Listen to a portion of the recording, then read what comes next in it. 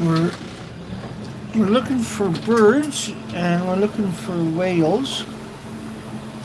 We got a bit of a stiff breeze from the west. I'm hoping the wind is going to come down. Still, it's only about 9 a.m. I guess or something. And I'm hoping to find something today. Yesterday was dismal. We found a whale that was moving fast and we couldn't get any pictures. But what made it interesting was you were able to see the spine. It's a spine sticking up in the air, which is not normal. And we never seen the whale after. So weather is supposed to warm up again here. It's already around 20 degrees Celsius.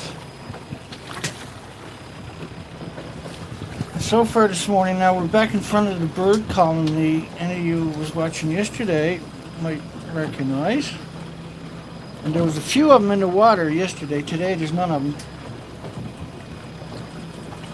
I'm gonna have to go ashore and walk around and see if there's any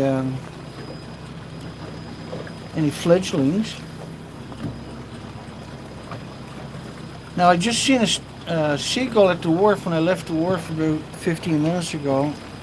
It was trying to eat a starfish. And anybody remembers the 1st of June and the end of last month, when we were doing the low tide zones, we weren't seeing any starfish. We never seen a single one. And so the gull was having a hard time trying to tear apart the starfish. And there was no other seagulls harassing them. I guess they can only eat so many McDonald's before they got to come back to the ocean and try to feed again. So normally at low, because the tide is just coming up, so normally the gulls are picking up urchins and mussels and clams and whatever they can find in the tide zone and dropping them on rocks and to crack them open, right? So on the other side of this peninsula, which the way we're facing right now, is a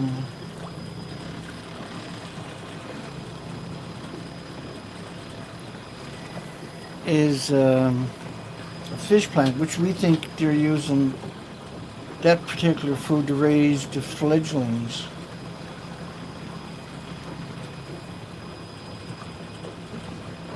And I'm hoping again to be streaming in widescreen, but I don't know if I am or not. It was really hard to get. I'd done a test video before I'd done this one. It was private, and it kept saying processing, so I went live anyway. I'm assuming that we got the kinks out of it. And so it's a good little stiff breeze blowing out here this morning. We're going to go over to a bay to the north in a moment. Head over that way.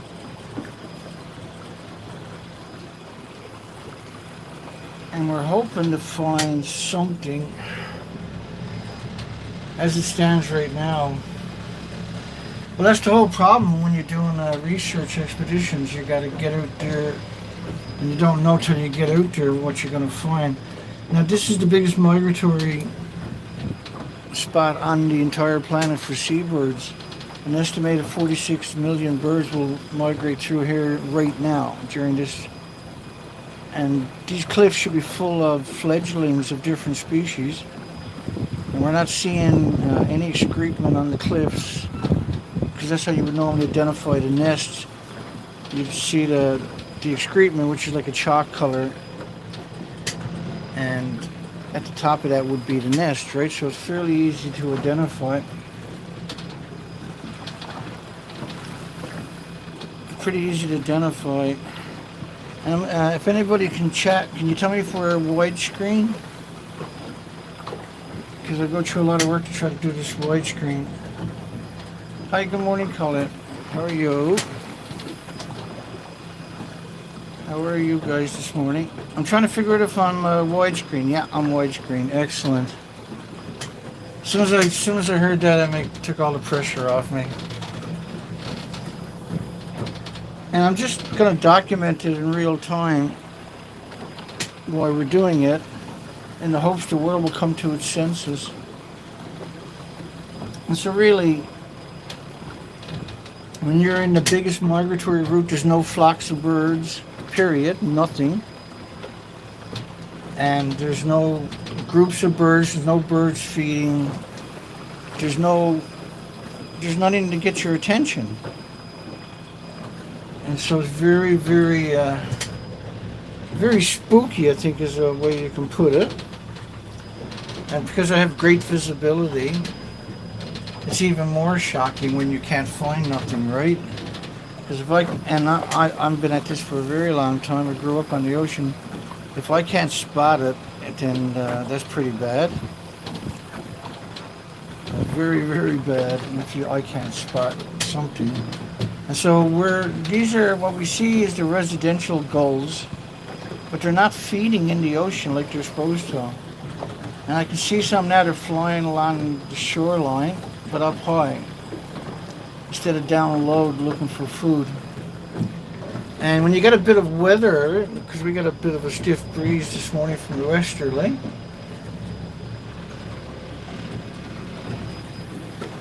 and you got the stiff breeze from the westerly, which is coming offshore, that's going to blow down the ground swells that were coming in for the last couple of weeks from offshore. But because the tide is rising, the breeze will probably pick up. And I'm just going to document it all anyway publicly. So we'd love to see another whale. We've seen two, one in June the 1st and one yesterday. They were both moving at full speed, and you can see their backbones when they breach the water. And unfortunately, I never got a picture of them. And if I got a picture of them, that would have made my day. And so I got hopes today. I got everything ready to go. And if I see him today, I'm going to send a drone after him and see if we can get the shot. And the drone is good for about 5 kilometer range. I got 2 batteries that are fully charged. And I need to get a shot of them, right? And when you got this little bit of wave action, you probably can't notice it on your side. It was blown around 30 kilometers out the harbour. And we're going to switch the sides of the bay. We're going over to a different bay here in a little tiny bit. I just want to do this coastline for a while because we're headed out anyway, right? And so you got the winds are on the back of it. Now the other bay is a bit shallower, or it's not as deep, like in the bay itself. This one's a couple of kilometers, or 2.5 kilometers, I think it is. And you're right out in the Atlantic. And so it's not like you're, this is you're right on the end of the continent. You're about 12 miles from the end of the continent, and you're out on an island in the Atlantic. And so it's prime. It's literally a prime spot for any kind of life and all kinds of life, and it's a very long, rich history. But the radiation from Japan has devastated the ecosystem, and I've never dreamt we would see the day when you wouldn't see a flock of birds in the biggest migratory spot on the planet. But that day is now officially here.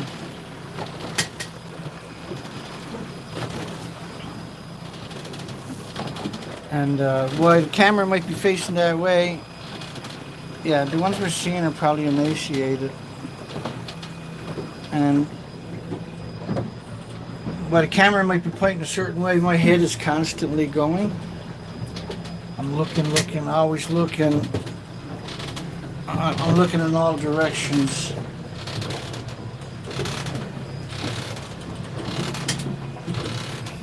She's a rocky day. Be a bad day for anybody that gets seasick to come out. I can feel my head a little tight right now because that's what the ocean does to your brain, right? But hopefully when we get over to we're headed over to that point over there, straight ahead.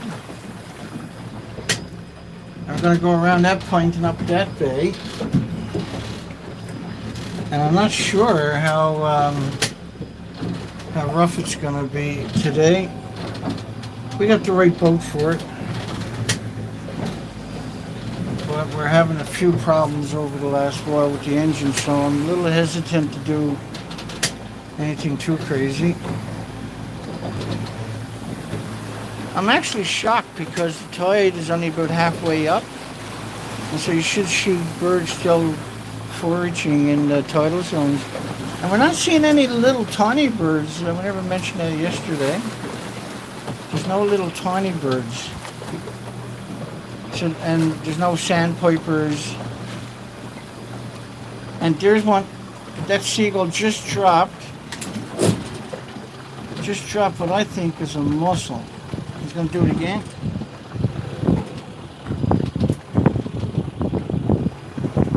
Right there, you seen that gull that landed? He's going to do it again.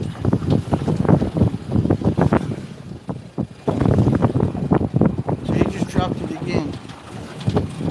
There's 3 drops. He's trying to crack it open. And that's the first time this year we've seen that. And that's what you should see all the time at low tide. There should be just hundreds and hundreds of birds doing it. So it must have worked because he's still doing it.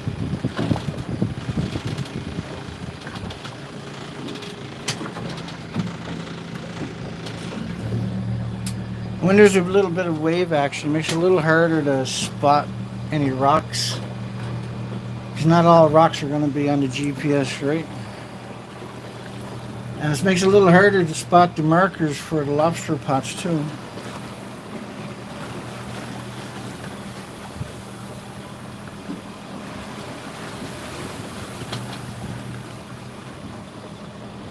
And the idea was we were hoping to get ahead of it today, and it didn't work out the way I was hoping.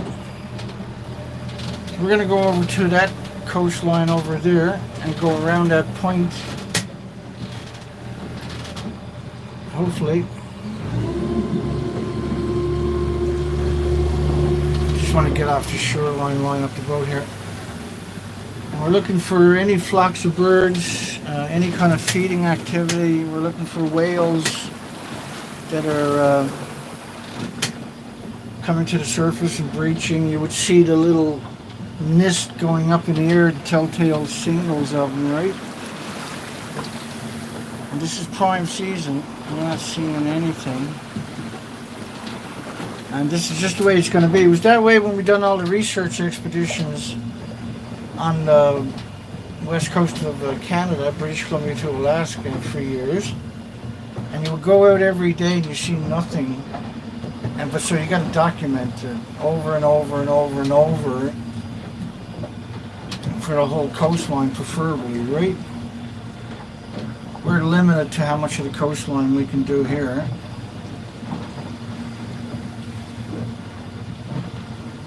We're limited. And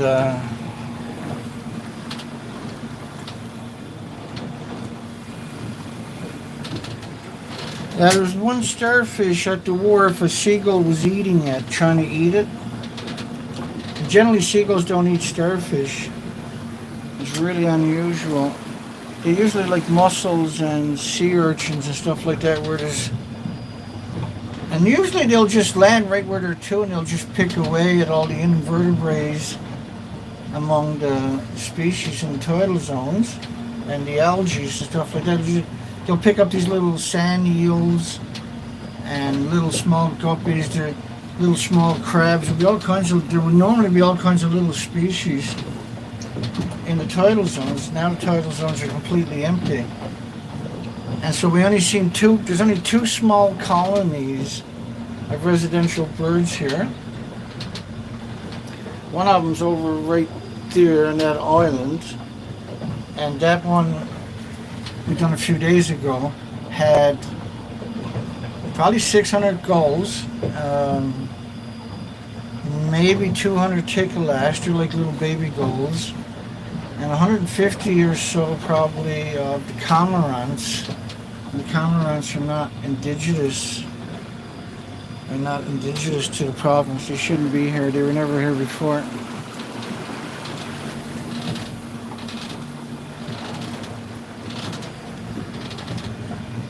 And it's so hard to do this when you're by yourself because there's a lot going on that you got to do.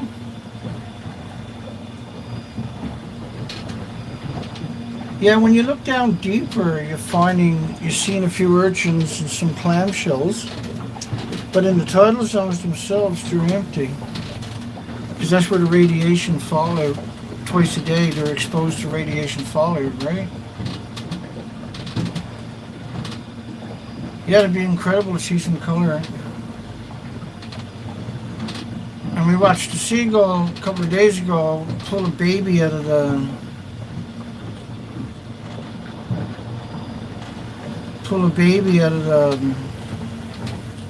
nest and dropped him down and went over and then killed him and ate him.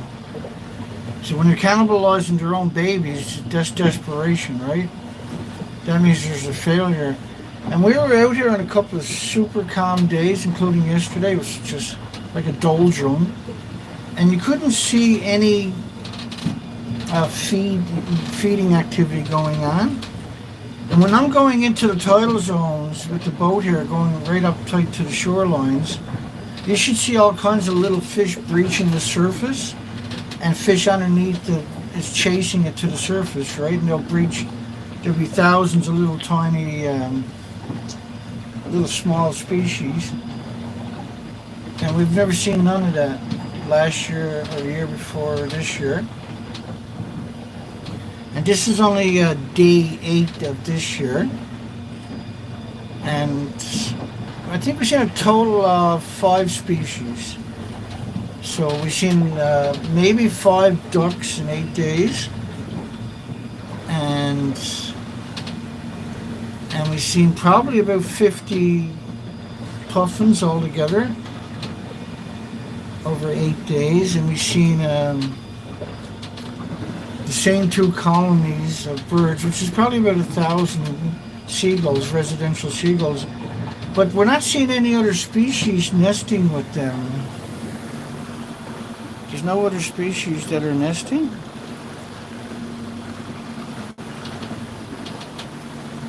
And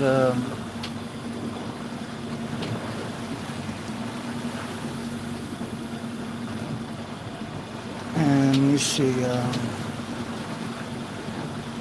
Yeah, when you got no species, just there's a cormorant flying across ahead of us. There's a cormorant flying ahead, and you can see I'm getting bounced around pretty good. But once I get over to that point over there, I'll be sheltered from the long, deep bay I'm in right now. Hopefully it calms down a little tiny bit. Now this stream here, I'm going to stream for another 10 minutes. But I wanted to put a stream out so everybody knows we're on our spot. A lot of ducks in Missouri. Well, that's always good to hear. And yesterday we seen a few insects fly out to the boat. And there was some in the water, but there was no fish coming up and eating them, which was really surprising.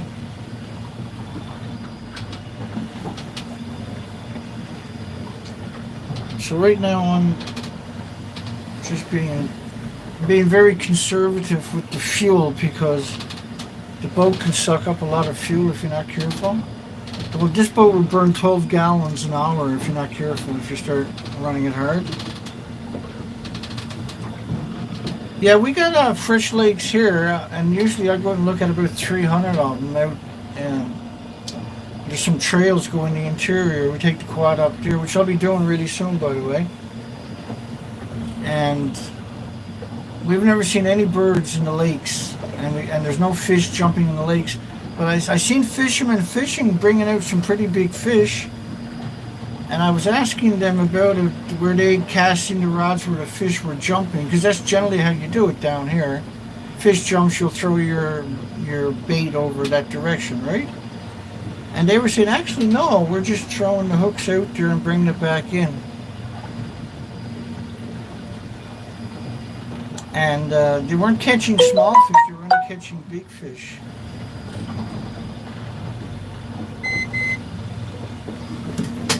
We weren't catching small fish, we were catching, they were only catching big fish. Which is interesting, because maybe the big ones are cannibalizing the small ones too. So yeah, if you're stocking the ponds, there is, like when I go around the corner over here, there's a flock of ducks. I'm expecting a flock of ducks around this corner over here, and I'm expecting some puffins, and so far we've only seen 5 species of birds, which is bizarre. That's as bizarre as it gets. But there's a spot over here where the birds are feeding, but that's the sewage. The sewage wells up, so we call them sewage. They're there all year long feeding on that sewage. But nevertheless, there's birds there, and so it'd be nice to document them anyway. And so we're still about a mile away. We're just meandering along. We're looking for whales in particular today, and birds, obviously, right? But I'm keeping a sharp eye out everywhere for. There's so many species of whales would come in here and feed. And what we seen yesterday was, obviously the whale came in, found nothing, and then hit us straight out of here at full speed. And that's not normal. Normally the whales are very slow, very methodical movements. It's very, very rare to see them traveling fast.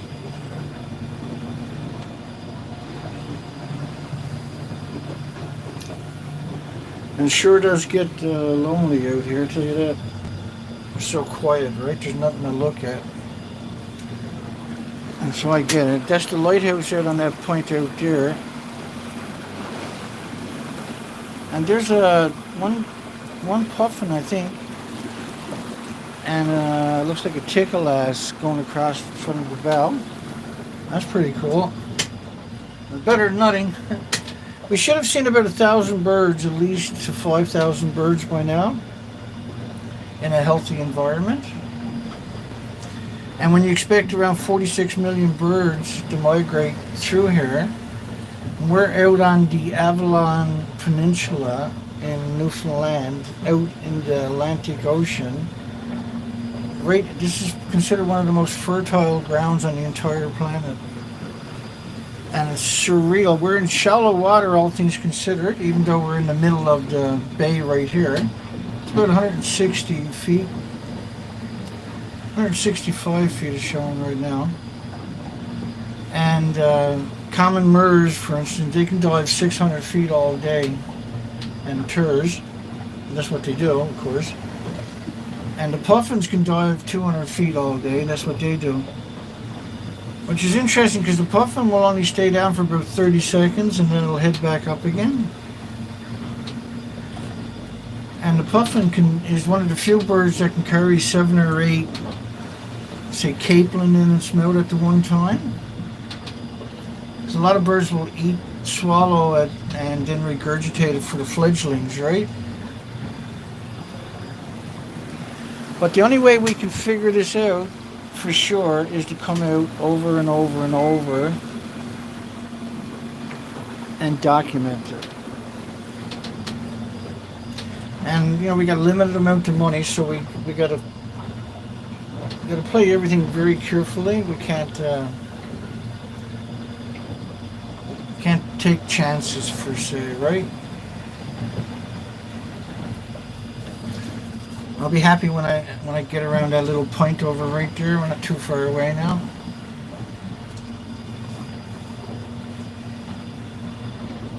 And then when I'm coming back, I'll do that shoreline all the way in, which is about 2.5 kilometers. So I'm hoping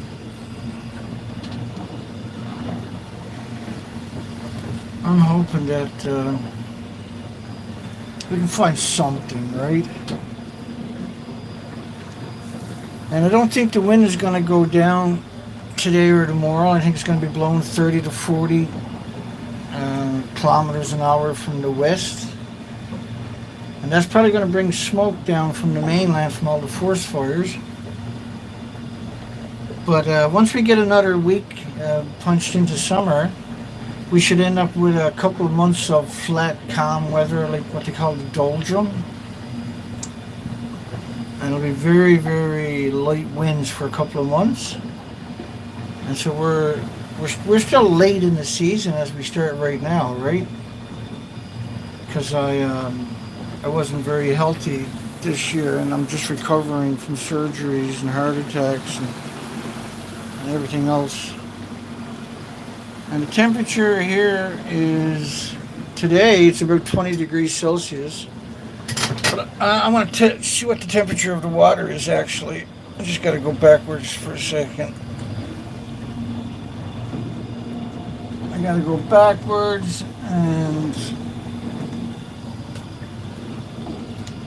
now the temperature out here is 44.75 degrees in the water of Fahrenheit.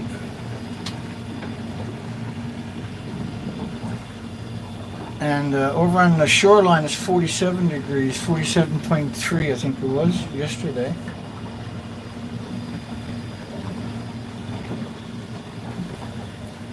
And so that's a warm ocean we got here right now, that's for sure.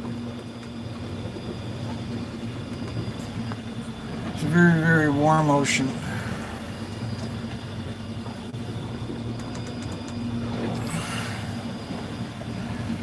Trying to bring up the GPS of the point ahead of me.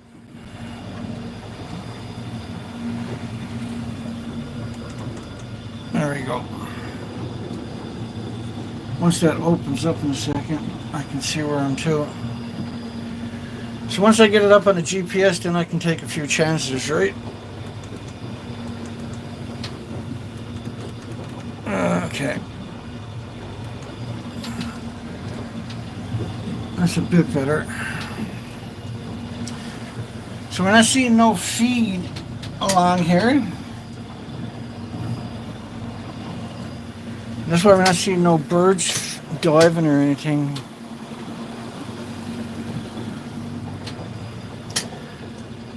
Alright, I'm looking forward to going down this bay over here. We haven't been down this bay this year yet.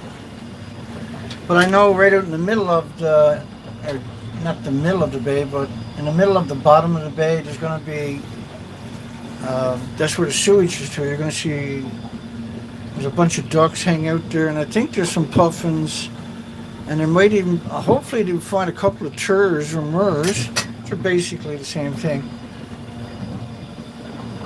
That would be really cool, and we should be seeing just thousands of birds each day minimum. And we should see 10, 15, 20 whales a day too.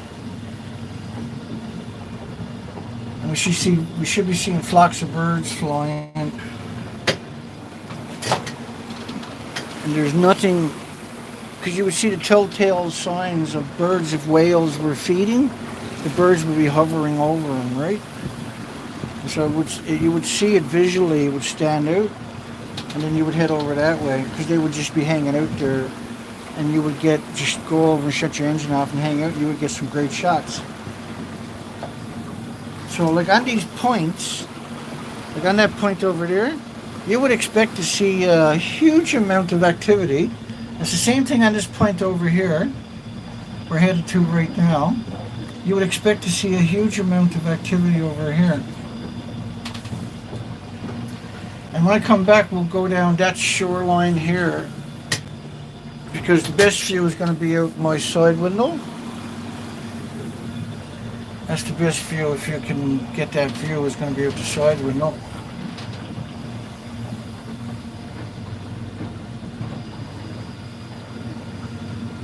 Yeah, I'm not sure. We're right now it's around 20 degrees, but the temperature is going to go up to about what due to Celsius I'm talking about. But in Fahrenheit, the temperature is supposed to go up to about 85, 90 degrees in a few hours. I'm not sure if it's going to happen or not, but the westerly winds is usually a really warm wind, right?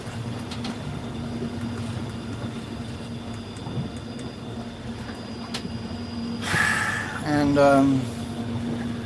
I don't see any birds off this point. And these are like your open ocean right here. And so you would expect the points of land anyway to be the prime spot.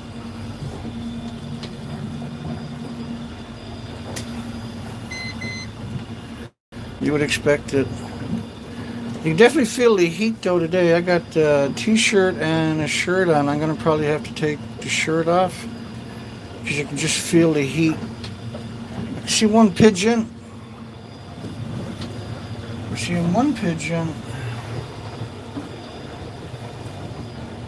It's really shocking, isn't it? When you can't see...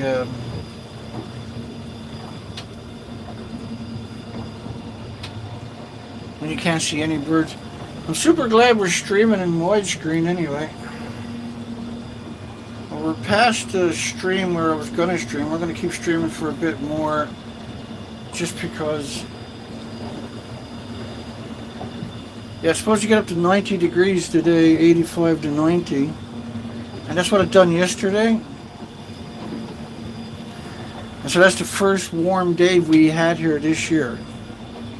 And summer was the day before, the 21st, I guess. Yeah, 21st. So I'm watching my charts carefully so I don't get too close to the rocks. Because when you're streaming and you're looking, you could easily end up making a mistake and hitting one of those underwater rocks. They call them sunkers here. There's another cormorant. I know right in the bottom of this bay we're coming up to, there is a small group of cormorants, 10 or 12 of them I'm hoping to find. I can see 2 or 3 pigeons, or puffins rather, off right straight ahead, off that point of that rock to your left, sticking out, that little small. And they're flying away, and that's appropriate. That's what they normally should do. Puffins you should never be able to get, so there was 3 puffins for sure that I just counted. 2 was flying and the other one just took flight. So that's pretty cool. I was really happy to see that. Now these rocks out here, I can't get in between them. Well, you kind of can, but because the wind's blowing, I'm not going to take a chance. We're going to go on the outside of them and work our way. Well, we're going to go over to the other shoreline and then work our way right up through the bay, along the shoreline and back out and back down this shoreline.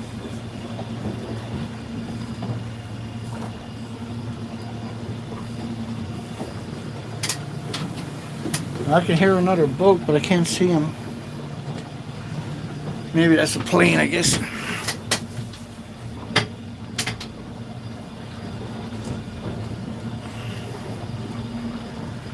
And so this is how it's done. It's super boring. It's very expensive.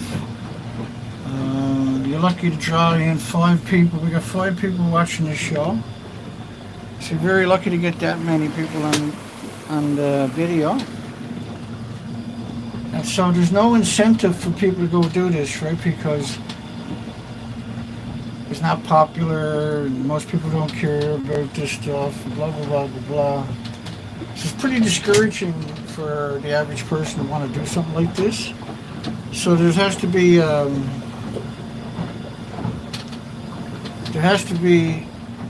you have to be dedicated to the study itself, right? So hopefully I'm wrong. Hopefully we find 10,000 birds and a bunch of whales.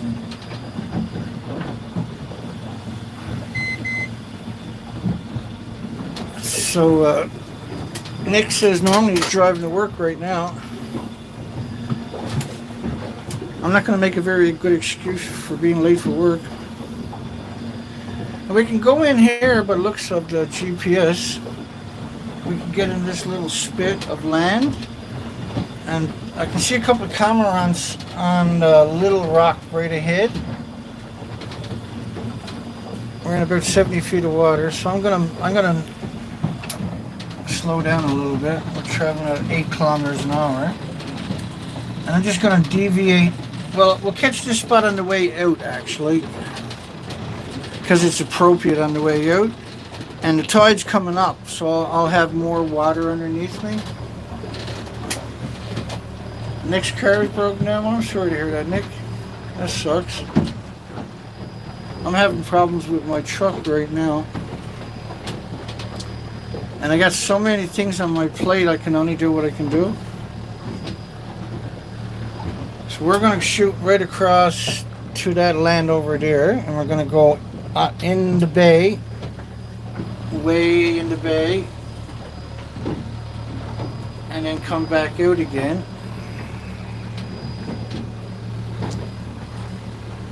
That's the plan. We want to do that around 7-8 kilometers an hour. So it's a lot less wave action because this bay is not as deep as the other bay we just left. I was getting bounced around pretty good. And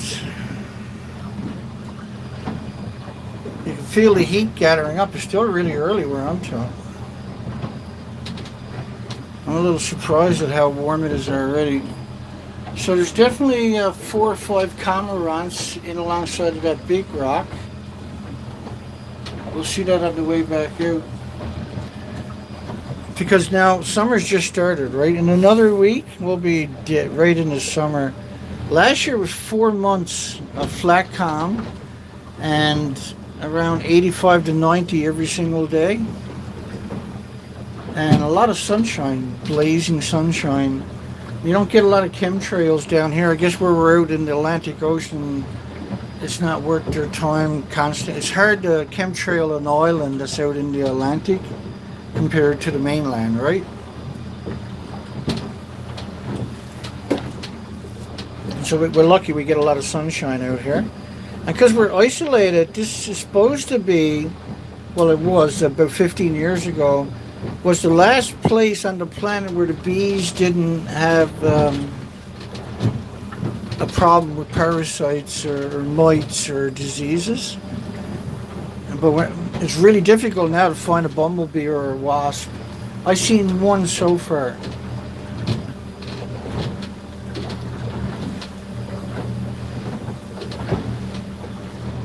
And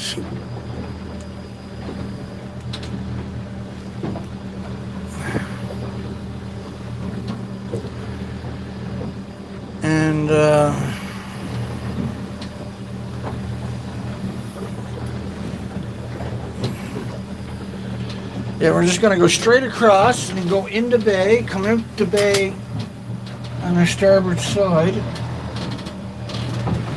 And I was really hoping to find a whale, particularly around right out here. This is prime land for whales. I shouldn't call it land, I suppose. It's a prime area for whales. Well, it seems we're streamed already for 39 minutes. I might as well go for a full hour. It's not going to hurt me. And it's documented, right? Because we're in another bay. And because we're out at the mouth of the bay, we're going to get, the breeze is coming offshore, so we're going to get a bit of action. Once we get over under the land, though, we'll get some leeway. And on the way back out, we'll have it on our stern. A little disappointed that I'm not seeing anything. So that's quite the distance we covered so far.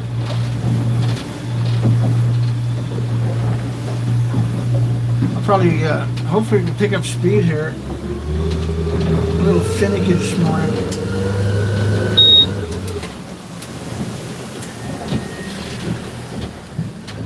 Let's try that again.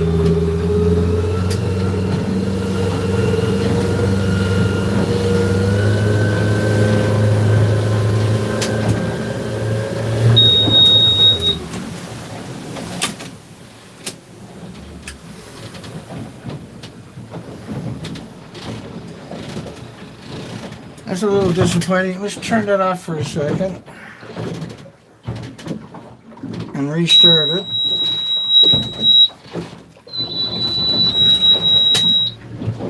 Restart it.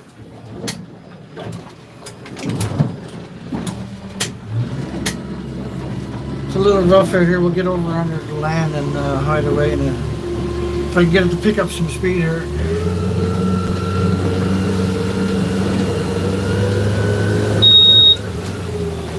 Oh, it won't let me do it right now, and I got... It looks like the tilt sensor is giving me problems. And I'm just gonna get over here under the land and hit in with this on the bow. And once we get in a little way, it'll calm down for me. And we're almost there anyway, we're only a few miles away. Yeah, good morning, everybody.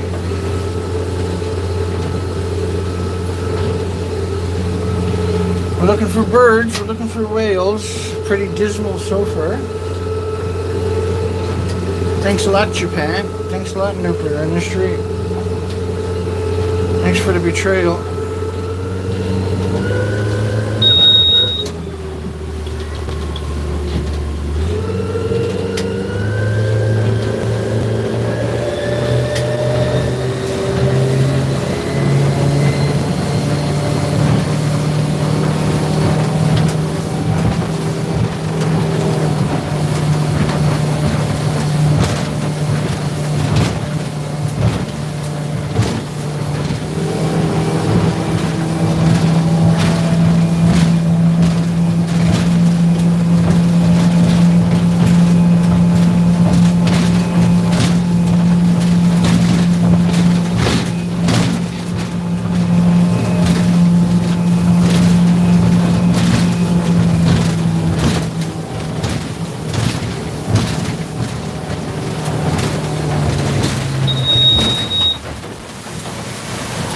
That was a seal. That was a seal right there. Just popped up.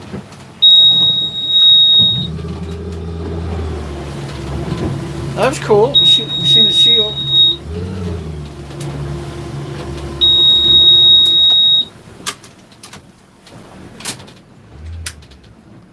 We'll get there. It's all good. So that's the sending unit. It's got to be. Once I get over here, I can turn into the wind.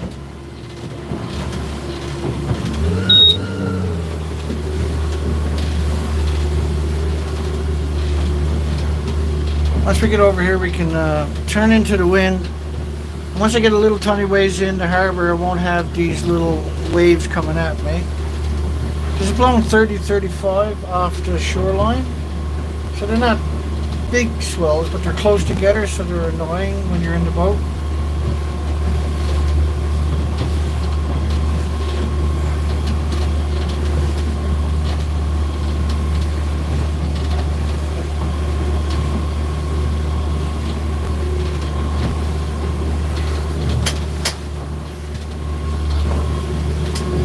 And I got a rugged coastline over here. Most of this coastline is inaccessible only by boat.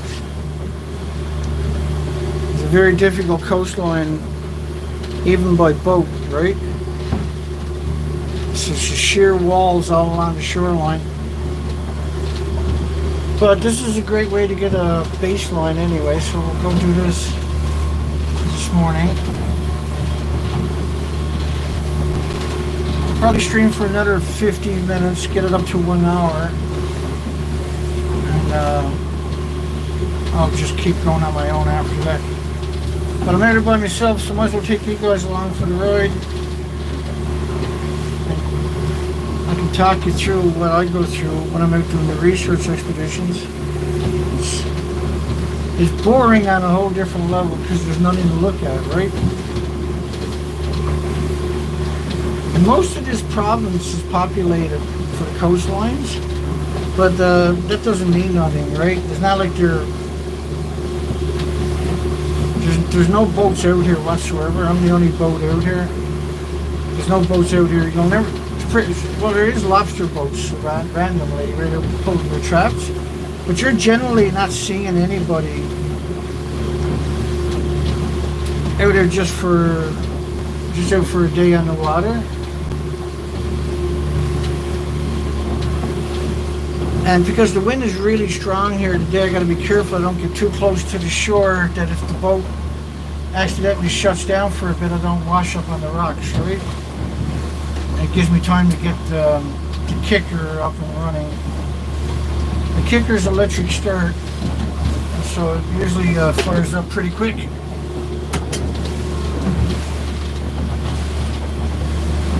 But when you got these short, choppy waves, you can't pick up speed anyway because they beat the daylights out of you.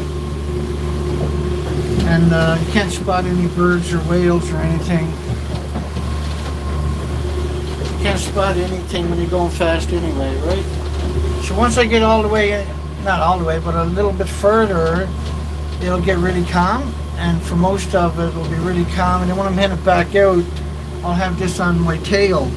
So it'll still be nice, right? And then when I go down the other side, back around the point, I'll be under a lot of shelter, so it'll be okay. It's just another 10 minutes of this stuff, and then and it's starting to get calmer already as the deeper I go. Because the wind's coming offshore, so it doesn't have time to build up.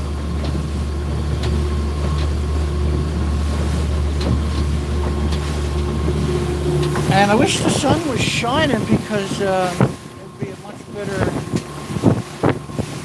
It would be much better videos.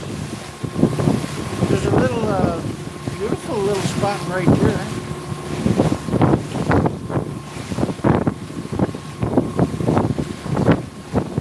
That's a beautiful little spot. I gotta get and have a look at that.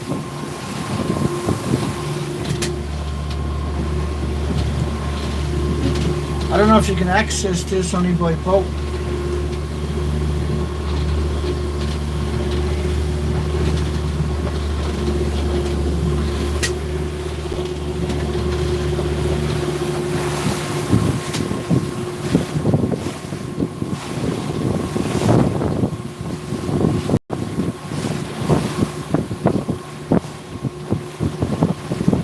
Yes, we'll have to go in here one of these days.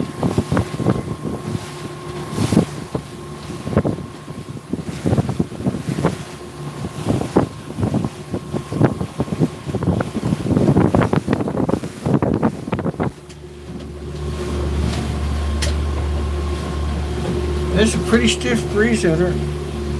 So I'm not seeing any birds along the shoreline here. We did see that, I think it was a seal we saw there a little when we were coming across.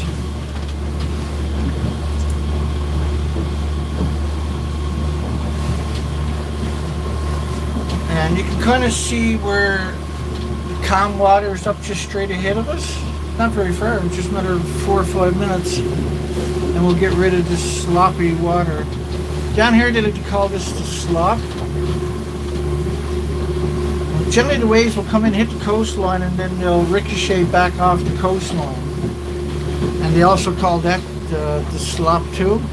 That's where most people get seasick, is in that area, because you got the double wave actions. Total silence in here though.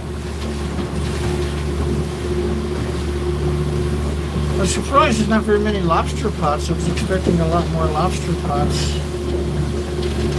And I've never been along this part of the coastline by boat before. I come down here on the motorcycle sometimes. And there's a lot of spots you can pull over and look at the bay. So I'll bring my camera with the long lens and I can zoom around, right? And the best thing about the motorcycles are if there's insects out there, you'll get them on your windscreen, right? They're very noticeable on a motorcycle compared to a vehicle. So it's an excellent way to look for insects. And last year was really, really rare to get an insect splatter on your screen. So yeah, now it's getting really calm compared to what we just went through. And another 10 minutes and we'll call it a day.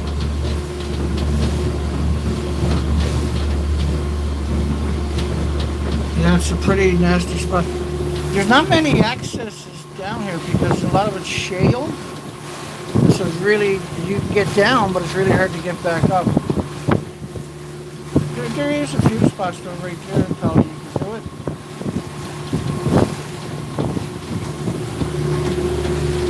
Yeah, you're welcome, John. Have a nice day. And I'm only going to be going for another 9 minutes and then the stream is over and I'm just going to keep on the research out here on my own. It's kind of nice having a few people in the live chat and that. It's not quite as boring, right? Because it gets pretty freaking boring. That was the bad thing about doing Vancouver to Alaska for year after year after year. You were gone for 4 or 5 months on the ocean by yourself and you couldn't live stream or anything like that, right? So you were gone 4 or 5 months, there was no one to talk to, you're in complete isolation, and the only time you get into ports was for fuel and groceries and laundry or repairs, and then you head straight back out again. And there's 27,000 islands up there, and so millions of sunkers. It was very treacherous. We done major damage on a number of occasions because the rocks weren't on the GPSs.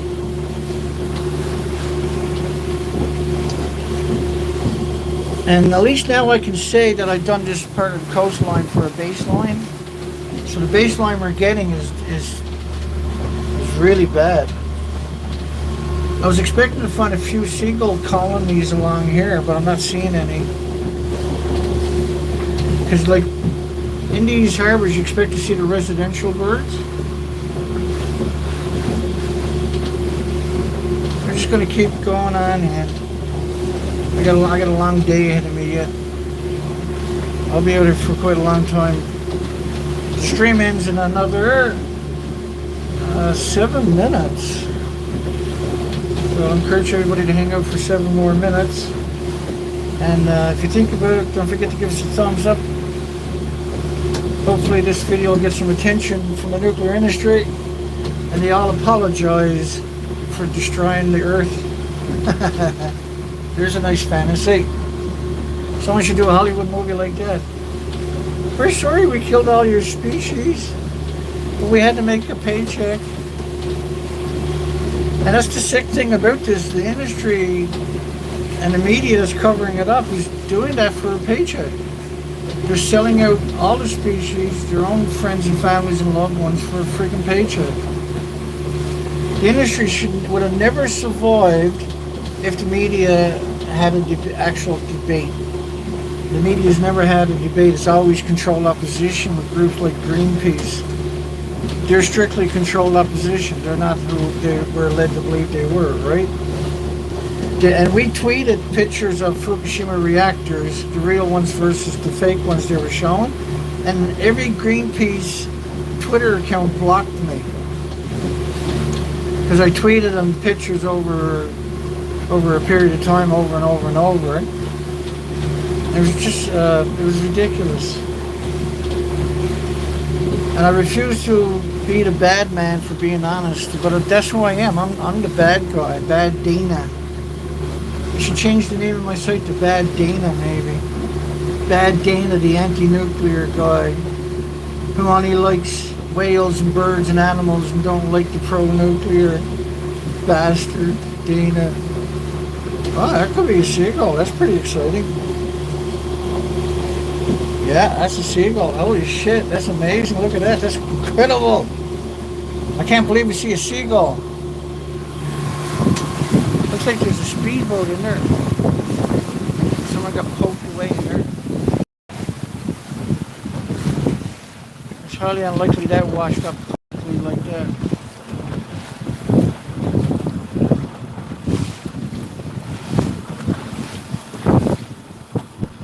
Holy shit, we seen a seagull. Well, that made it worth it. God bless you, seagull.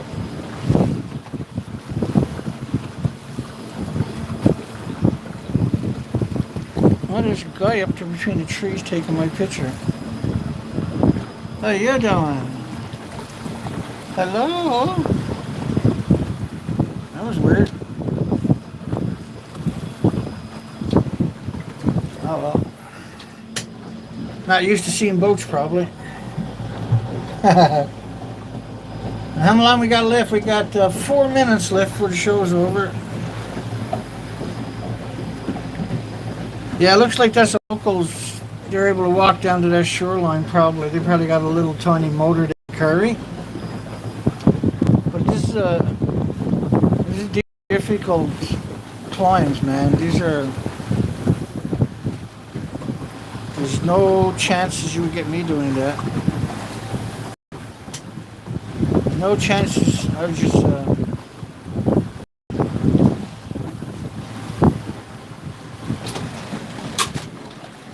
shows me right on a rock. See the boat? It's sitting right on it. Showing me I'm right on a rock here. Well, the tide's coming up, so I might have got lucky. It's showing 23 feet. But the sounder's at the back of the boat, so I got to pay attention for a second. Because these props are really expensive. So I get another 700 or 800 feet and it's almost flat common right there. That's going to make it worth it.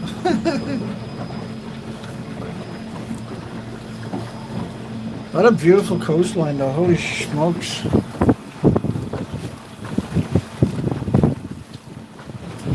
So this is paradise for birds, seabirds, right here. Now up in the middle of the bay is where the sewage is to. You'll find a bunch of ducks and birds in right there. I see them every day that I've ever went past her. Even in winter they'll right there feeding on the sewage. But hey, birds are birds. I'll count them. I'm happy. Yeah, this is crazy coastline. There's not very many spots rather, where you can come down from the highway to the coastline. So it's a basically untouched coastline. And you see a few lobster pots right there? There's lobster pots you're looking at. And there's a rocket right there. It's not on the GPS. I just got to, because I'm fairly close. It doesn't look that way, but I'm close to the shallow water itself.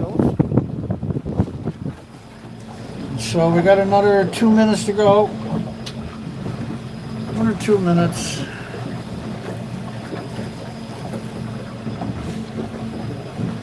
It'd be nice to see just like a dozen birds, like murres or puffins or egg-downs or something. And you're not seeing any little tiny birds, right? Any little shorebirds, insect eaters, or seed eaters hanging out in the trees, the bushes, or the shorelines. And you should see that for sure. Say these little tiny birds. And the theory I got, because I've been at this for a long time, is the only birds we're seeing are the insect eaters. Yeah, you've seen some, are the seed eaters, but you're not seeing the insect eating small birds? Because there's not very many insects, right? And what was it? There was a study we covered quite a bit. It was around 35 insect eating nests. And there's a crow. That's amazing. Look at that. So 35 nest insect eating birds ate a total in 22 days of 5.4 million insects to raise their fledglings so that they could fly. And it goes to show you how many insects you need, right? Each bird, I think, needed something like 700 insects a day. And so it's a steady go, right? Grabbing insects, coming back and feeding it to the baby birds. And we're not seeing those insects. So soon I'll be headed out on the trail camping when the weather breaks. And we'll spend a couple of days here and a couple of days there, get out there and get a baseline of whatever the insects and frogs and fish and ducks and everything are out in the interior. But I got to get some work done on my truck because we got all these years of abuse all over the place, and my equipment now is busted up, and I don't have a lot of support. The industry has ostracized me, so it's really difficult to repair all the equipment, right? And it's quite the struggle now to keep, just to fund this is actually absurd. We only have a couple of people that are able to donate, and so it's, you have to be, you can't waste a nickel, right, doing the research. You got to make sure that everything is pre-planned out. And I made a sandwich this morning to take with me, and I forgot it when I left the house. So that's a little disappointing, but I did have breakfast, so I hope it should be okay.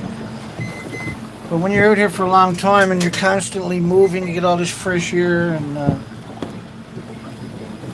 you get pretty tired, right? I'll be doing this tomorrow and the next day, and I might just stream it just for posterity's sakes. Because there's nothing like seeing it yourself in real time. How can the industry say, no, Dana? You know, when I was doing the west coast of British Columbia, there was a few commenters going around to all the videos that were talking about Fukushima, and they saying that I took out 45-gallon drums of bleach, and I was bleaching the small islands, and when I go back a few days later and then do the pictures and the videos and saying, look, there's nothing left. And there was thousands of these comments, and I was on the ocean at the time, and I wasn't able to defend myself. And when I would come in to get fuel and go online, this is what I was starting to see. So I was documenting everything, and I just thought it was an amazing desperation by the industry to say something like that. All right, look how much calmer it is now. Holy shit. I guess that's it. Right, how do you bleach an island? But a lot of people don't look at it that way, and they spread that comment thousands of times. There was multiple accounts doing it. And of course, like anybody who's been around knows, I've been attacked for years and years and years, for over a decade straight. But before I even went public 12 years ago, I was heavily anti-nuclear for over a decade, 22 years basically. And they figured out who I was and used to attack me anyway. And once I went public, it was relentless, and I knew that was coming, right? Jesus, is that gold? No, Dana, it's not gold. Go get your eyes checked. And so it's pretty bizarre. We're not seeing anything. Like any groups of birds. There's a puffin headed in. You probably can't see that, obviously, but so we've seen a puffin, a crow, a seagull in the last half an hour or so. And no small birds whatsoever on the shorelines. And that is totally bizarre. Because there's a world right there, right? And the tide is still coming up. So you expect to see that much. Okay, we're over an hour. So we're going to give up the stream here, folks. And you guys have a nice day. Let me do a quick check on the comment section before I go.